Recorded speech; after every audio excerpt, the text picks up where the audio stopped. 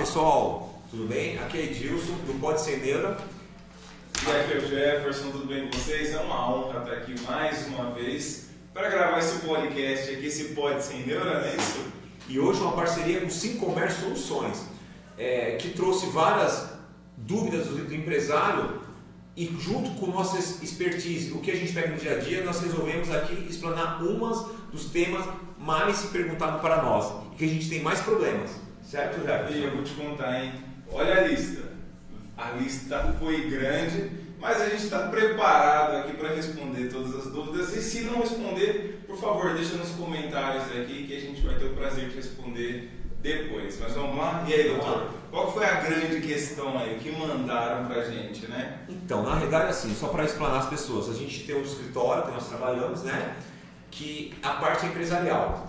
E a maior parte das perguntas do empresário é o bem de família, o risco que tem do empresário perder o bem de família por coisas trabalhistas ou coisas dívidas da empresa. Porque também, né, vou te contar, no Brasil já é difícil conseguir as coisas e ainda perder a única casa. Aí eu já vou até te perguntar, bem de família é a única casa, é a única residência, ou eu tenho várias casas, tudo é bem de família, não pode ser penhorado? Como que é isso? Tá, vamos começar por essa, na realidade. Vamos pensar numa situação. Eu sou empresário, Tá. eu tenho vários imóveis, certo? Tá bom. Eu tenho alguns imóveis com valor alto, então imagina que eu moro numa casa que vale 5 milhões, tá? E eu tenho casa de 300 mil e 10 casas, certo? Essa é mais ou menos a sua pergunta. Qual é bem de família? E aí, pode ser todos, pode ser o de 300 Pode ser um pedaço, mil, pode ser... Posso escolher o de 5 milhões para ser meu bem de família? Legal. Na verdade, tem duas situações. Primeiro, você pode se escolher e gravar na matrícula qual que é bem de família, só que isso não é obrigatório. Tá? E o bem de família é onde você realmente reside. Então, se eu tenho um imóvel que vale 5 milhões e tenho outros imóveis com valor mais baixo e caiu uma penhora nesse imóvel de 5 milhões, eu provando que eu resido lá, ele é considerado bem de família. Entendi. Gente, o doutor Edilson é o seguinte, está respondendo porque a gente lá no escritório sabe que ele é o homem do bem de família. Ele já tirou neto, já tirou inquilino, todo mundo de casa que não deveria ficar. E aí vem minha pergunta, então. Você falou a questão de gravar na matrícula do imóvel.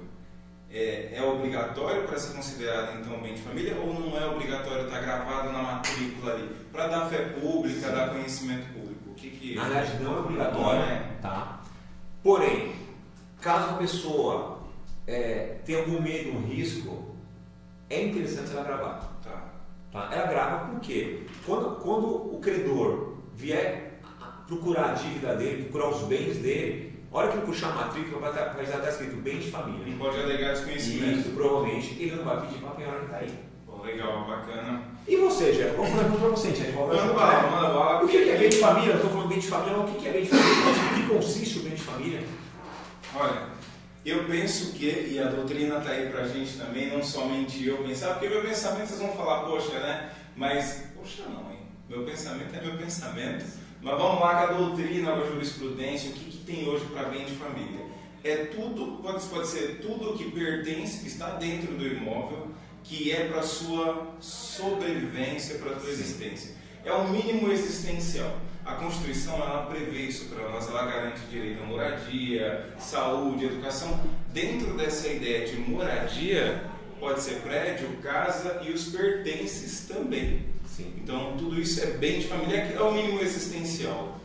Tá? E vamos nesse vácuo. Tá. Então, imagina uma situação, eu tenho uma casa que é bem de família, é o único que eu tenho, eu não gravei na matrícula, só que eu sou obrigado a mudar para outra, porque eu perdi o emprego, para conseguir do aluguel minha subsistência. Legal, bacana, perfeito. Ou eu preciso morar em outra comarca por causa de um emprego, aquela casa, e eu tenho que o aluguel pagar aquilo.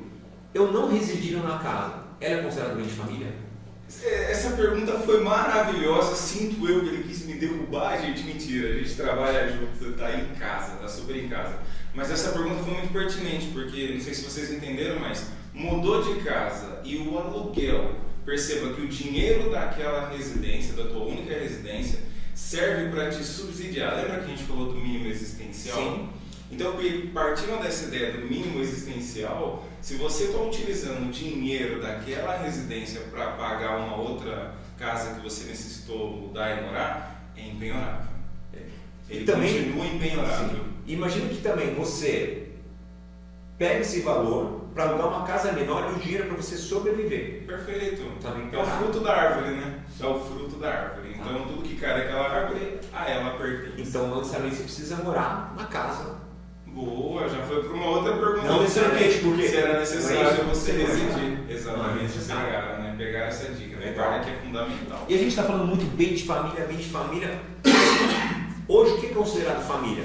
Homem e mulher, homem e filho, uma relação heterossexual, como que é hoje? Precisa ter filho? A pessoa morando sozinha é família? Legal. Entendeu? Eu tenho minha parte sozinha.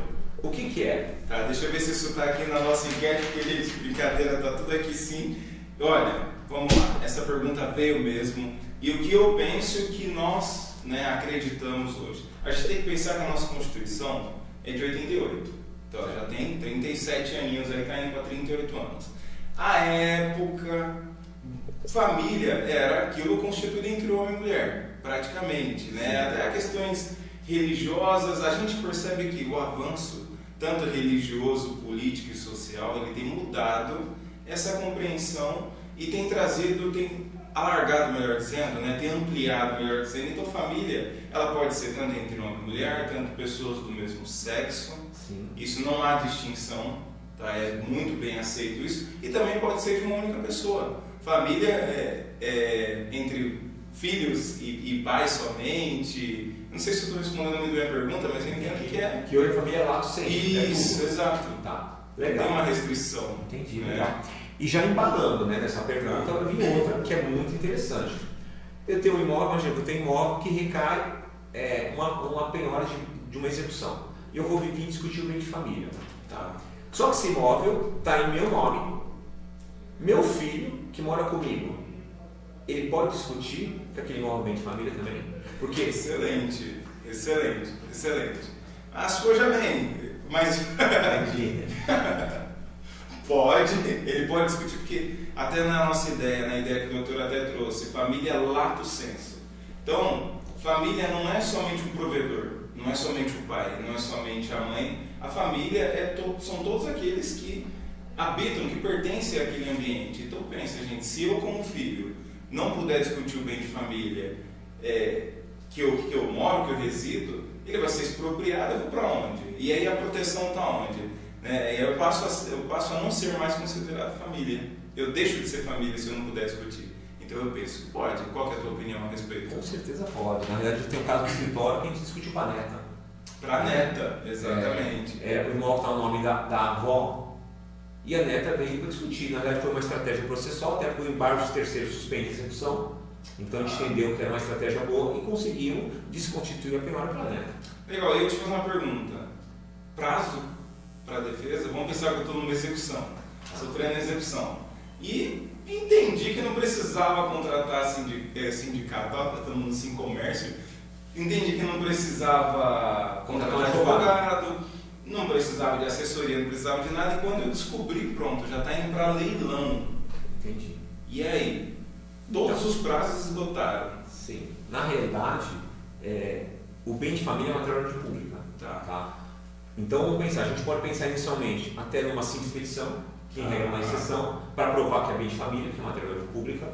Você pode pensar no embargo da arrematação quando for arrematado. Tá?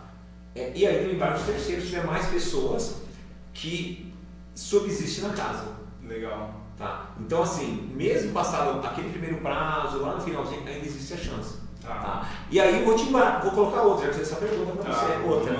Imagina uma situação, tá? O bem de família que foi discutido em um processo, porém não foi juntado os documentos pertinentes que comprovavam que ele era bem de família. O proprietário perdeu essa decisão e está indo para a execução e indo para leilão posteriormente.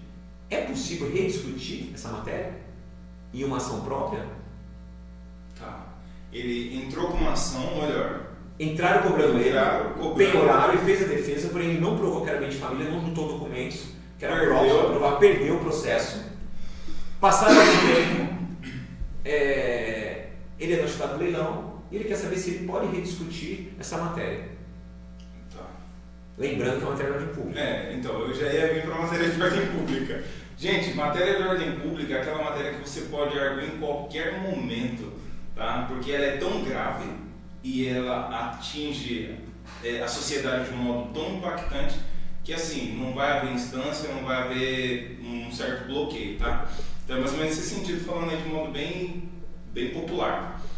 Eu penso, por ser matéria de ordem pública, que eu poderia arguir. Eu poderia trazer esse fato novo, que não seria um fato novo, mas eu poderia trazer esse fato por uma simples petição. Sim, perfeito. Perfeito. Tá, eu traria. E tem várias decisões do tribunais, por mais que a outra ação transitou em julgado, você pode rediscutir, né? Não faz porque entre a dignidade da pessoa humana e julgar a dignidade é mais importante que o bem de família, que é a moradia. Perfeito. Isso são ponderações de princípios. Sim. Bacana. Legal. E assim, a gente está falando muito bem de família, então o que o empresário deve estar pensando? Pô, nunca vou perder a casa. Então eu posso estar muito tranquilo. Mas existem algumas exceções? Tem exceções. Galera, vocês estavam felizes até agora, mas sempre tem aquele baldinho, né? Assim, não dá para ficar tão seguro assim, porque tem suas exceções. Sim. Dentre elas, por exemplo, a gente sabe que se a dívida for, por exemplo, de IPTU, dívida do imóvel, que a gente sabe que IPTU não é da pessoa, IPTU é do imóvel. Ele deixa de ser penhorado e tem outras situações. Sim, também. Na realidade, execução da hipoteca, a hipoteca você financiou, você garantiu, né? Tá. Você garantiu. Pensão alimentícia. Pensão alimentícia, hein, papai? Então, a pessoa tem o filho fora do casamento, ou separou, acha que não vai perder a casa, sim, pode perder, tá? Se estiver devendo, tá? O IPTU, o condomínio também. Condomínio também, né? Pode perder. E condomínio, galera, tem gente que não quer pagar, tem gente que acha que fala, tá tudo bem, tá rateando entre os outros condôminos a despesa ali geral, não vou pagar. Tem esse risco, né? Sim. Tem esse risco. Então, assim, essas hipóteses tem que tomar esse cuidado. Então, nessas hipóteses, pode sim perder o imóvel. Então, é empenhorável em família, porém com algumas exceções. E tem que se atentar às exceções. Legal? Fiquem atentos. E assim, imagina o seguinte, um empresário milionário, bilionário, morava numa mansão de 30 milhões. Meu amigo esse é meu amigo. E aí, por causa dos percalços, ele teve dificuldade, tá, de honrar seus compromissos, e esse imóvel foi penhorado em um imóvel muito alto. Com 30 milhões você pode comprar 30 imóveis de 1 milhão. Sim.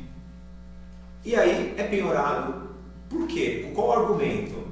Até no próprio juiz, tá? Que ele defere inicialmente, porque o imóvel é de alto valor, então ele entende que mesmo para leilão a pessoa pode comprar esse imóvel, outro imóvel mais baixo e pagar a dívida dele.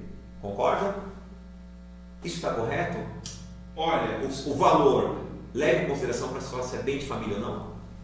Olha, excelente pergunta. Para a questão do bem de família, eu vou dar minha opinião aqui agora, tá? Para a questão do bem de família, eu entendo que não deve ser levado em consideração se a gente entender pelo critério família, tá? Único imóvel, independente do valor. Que se o critério fosse valor, a gente teria que ter uma outra régua aqui para aferir, tá? Mas de qualquer modo, se eu pensar agora, tecnicamente aqui, se seria correto uma penhora dessa, que detalhe, a dívida dele às vezes pode ser uma dívida de 300 mil e ele está penhorando um imóvel de 5 milhões. Sim. Você concorda que vai satisfazer a dívida e você não tirou ele da residência ali da casa? Não tirou, eu acho que não tirou o mínimo existencial. Mas imagina que a casa não é para ele perde a casa, ele é obrigado a comprar outra. Então assim, pelo valor ser muito alto, você está tirando ele daquela casa que é a moradia dele, sim, para ele morar em outra. Em regra eu não poderia. Ponto. A gente discutiria que não, tá? Discutiria que não. Mas você acha que pela compensação, pelo valor deveria? Sim, eu acho, gente. Aqui assim, é uma opinião minha, uma opinião pessoal, não é uma opinião jurídica, tá? Não é o que talvez nem predomine na doutrina e na jurisprudência. Mas eu entendo que na pior das hipóteses, se fosse penhorado, não tiraria o teu mínimo existencial. Daria a possibilidade de você comprar várias outras casas e continuar com o teu bem de família. Tá? É uma boa defesa, tá? É uma boa defesa. Hoje, na verdade, alguns processos, o que o judiciário vem falando, que se o legislador quisesse dar valor, ele colocava na lei. Exato. Né? Foi o início do argumento. Como ele não colocou na lei, não existe valor. Exato. Tá? Então hoje, a jurisprudência predominante é que, independente do valor, se comprovando que é bem de família, você garante a moradia. E até falam, né? Se não está na lei, é porque o legislador não quis. Porque quando ele quer, ele coloca. Sim. Né? E às vezes você pode fazer várias analogias, né? Sim. Olha, a lei fala isso e aqui não. E sabe a exceção de bem de família, já que a gente esqueceu de falar? Fiador. O que mais acontece? Fiador. Tome cuidado quando seja fiador. E fiador de locação. Fiador de locação. Não de outra situação. Exatamente. E até lembrando a situação do escritório, tem uma discussão de fiador e calcionante. Nossa, eu queria muito que você comentasse isso, porque foi um caso emblemático. Por isso que a lei, um dos argumentos é isso, né? Que se o legislador quisesse colocar a calção como garantia, como penhorável, ele colocava na lei. Sim. E não está colocado, por confiança. Exatamente. Quer falar um pouquinho mais? Isso é interessante. Não, isso é legal porque ele diferenciou muito bem a fiança da calção de ser uma garantia real ou se é uma garantia pessoal. Se você deu bem realmente ou se você garantiu com a tua pessoa. Sim. Essa é a distinção, gente, parece uma distinção de vírgula, mas no judiciário, principalmente no STJ, fez uma grande diferença. Sim. Então, o que você está me dizendo? O fiador é pessoal. Então, imagina um contrato. Eu estou alugando o galpão da minha empresa, tá? E eu sou fiador. Se no contrato tivesse escrito Edilson garante a dívida e não coloca o imóvel, ele é fiador. Exato. Por mais que esteja escrito calcionante. Por mais que esteja calcionante. Tá? E se no contrato tivesse escrito o Edilson garante essa locação pelo imóvel tal, é calção. Exato.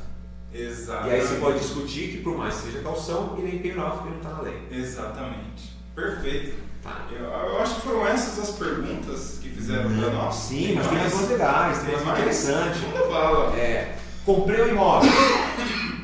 E aí, como sou uma pessoa meio descontrolada, não muito organizada, eu não transferi para mim.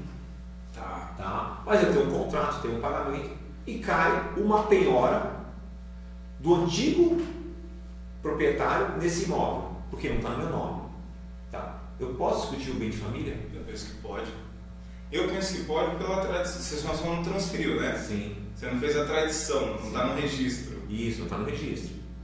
Tá. Não está. Só que você é proprietário, você tem a prova. Você tem a prova. Tem, com contrato, pagamento, tudo. Conta de luz, conta de água, cartão de crédito chegando lá, foto, tudo. Você prova que é sua moradia. Só que o imóvel não está no seu nome. Não, eu penso o seguinte, tem um termo que a gente usa que chama instrumentalidade das formas. A forma ela não pode prevalecer a realidade, eu penso isso. Sim. Tá? Então eu discutiria sim o bem de família. Legal. E assim mesmo que entende. Tá? É assim mesmo? Assim que entende. Mesmo que o imóvel não tiver no seu nome, tá? Se você provar que é sua moradia e é o bem de família, você pode vir discutir. Porque se a forma é sobrepor a realidade, a gente está frito, né? Lógico. Né? Porque na verdade o legislador, tudo que ele faz é que alguma coisa aconteceu no mundo fenomênico, né? E a ideia é proteger alguma coisa. Então a ideia é proteger a família. Então, se a forma for errada, não é justo prejudicar a família. Não, perfeito. Essa é a ideia. Que é o bem maior, inclusive. Né? Muito legal. Teve mais perguntas? Tiveram mais perguntas? Tem mais algumas interessantes. Eu tenho uma empresa e eu compro o imóvel no nome da pessoa jurídica. Só que é minha moradia. Tá? E aí cai uma execução, uma penhora, por causa da dívida da empresa. Por mais que seja PJ, você pode discutir bem de família? Por mais que seja PJ. Gente, é sempre assim, ó. Repara que eu tenho uma base, tá? Eu tenho um calcanhar. E eu acho que você tem que ter também. E o meu calcanhar é sempre o quê? Família. Instituição maior, bem maior, valor maior, princípio maior. Sim. Dentro de um contexto bem menor, sim, que é uma execução. A gente pode pensar, até se a gente for avançar, depende muito para que lado você está. Porque se você for avançar, dependendo de uma execução trabalhista, você pode falar que é alimento, que também está dentro de um valor, né? Social e constitucional. Eu diria que pode discutir por ser bem de família, por mais que seja da PJ, se eu resido. E você é sócio. E eu sou sócio. Quem regra o sócio comprou no Exato. E eu resido no imóvel, ele não deixa de ter a característica de um bem de família. Mas qual que é a tua opinião a respeito? Não, perfeito, gente. Assim o judiciário está entendendo. Assim ele está entendendo, que por mais que da PJ, se o sócio comprovar que aquele imóvel de moradia dele é considerado bem de família. Bacana. O calcanhar. Eu acho que a gente tem que ter um calcanhar, não tem jeito. Né? E sempre pensar que o bem de família está debaixo da dignidade da pessoa humana. Perfeito. Né? Que é um dos princípios mais importantes da Constituição. Não é à toa. Não é o primeiro, exato. Já começou por ali, tão importante que ele é. Isso é legal, gente. Isso é legal porque a Constituição ela não foi escrita de qualquer jeito, não. Eu confesso, eu sou apaixonado pela Constituição, eu acho que não a forma como ela é aplicada, não vamos discutir isso, mas a estrutura constitucional que o Brasil tem, eu acho que é maravilhoso, é muito bonito de ver. Principalmente o artigo 5º. E essa estrutura que o Dr. Edilson comentou é muito legal, que já começa logo no primeiro. E a importância que é dada, né, aos artigos está na localização também dos artigos, né? Uma estrutura técnica e lógica, eu achei bem bacana isso, comentar isso. Legal. Tem mais alguma pergunta? Porque a minha lista, eu imprimi uma lista um pouquinho desatualizada, um pouco antes da lista do Dr. Edilson, então por isso que a minha acabou as perguntas e aí eu estou vendo se ele tem a livro dele mais atualizado. Na realidade, as perguntas que são mais corriqueiras, o que mais acontece que nós pegamos no escritório são esses casos, tá? E aí o que eu queria deixar para o pessoal, que quem tiver outra pergunta, tiver alguma dúvida pontual, pode mandar para onde já exato, aqui para o Sim Comércio Soluções. Tá. Gente, a gente vai ter o maior prazer de responder. De responder e ajudar e aconselhar, mostrar se quiser um parecer, uma explicação, a gente vai estar com o prazer de vocês. E eu acho bacana, doutor, deixar aqui, ó, que o Sim Comércio nos convidou do Pode Sem Neura. Se vocês ainda não conhecem, acessem o Pode Sem Neura, que lá tem informação a rodo. Mas olha só, acho que vocês devem usar o Sim Comércio, gente, como ferramenta, porque esse conteúdo vai estar lá. E se vocês quiserem uma palestra também, quem sabe não, né, doutor Edilson? Se tiver uma coisa pontual, pode pedir também, nós estamos de pronto para passar as informações, né? Porque sempre passando a gente aprende mais. Sem dúvidas. Foi um prazer imenso estar aqui com vocês. Doutor, muito obrigado pelo convite, pela parceria. Eu estou muito feliz de estar aqui. E obrigado, pessoal, por mais um Pode Ser Neura. Até a próxima.